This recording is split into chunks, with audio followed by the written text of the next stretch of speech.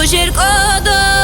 hidiye kamuge girek elal Qaritlun habulib talab ta'unge git ulilal Yatsana qaruk inash Rekeye bu gebrahat Halq olev Allah hasul Alşanu haq haygi Acayib al-aqlu yal Aqlu amal beritinal Aqlu haydi etleze Oh ki anlik nujuru gel Qari hunduni khani Qal bankara di qalel Qari dadir urgilal Ghini zarun sukhulel Dirirek eşbu geb unti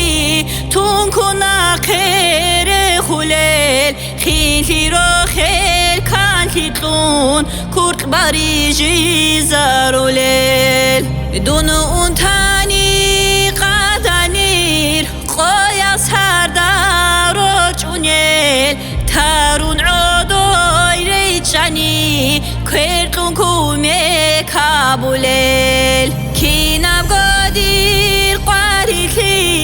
Qadi sango bi khulel Qarab diri tali halde Qirun utsara hulel Dunya khani yo hulel Dun udani udulel Badim khulara ma'u Khekh korachum batsunel Duni tali hayigoni Halbo khun jaruk unel Hal didena gahkani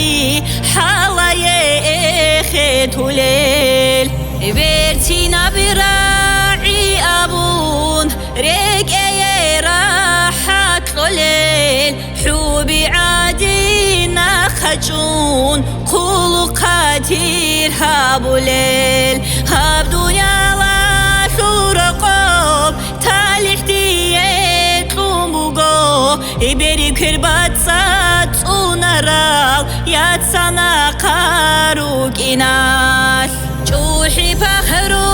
şirekeş Roşumuhu ana peçel Çuhun çagoş olarak Çuri kanalın uçrihi gon Tamaşaya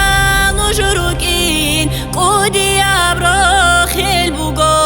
Khalhabun şuularib Adana quntularib Nujer kodo hidiye Kamugegi bek elal Qaritlun habulibt Allah A'ugegi ulilal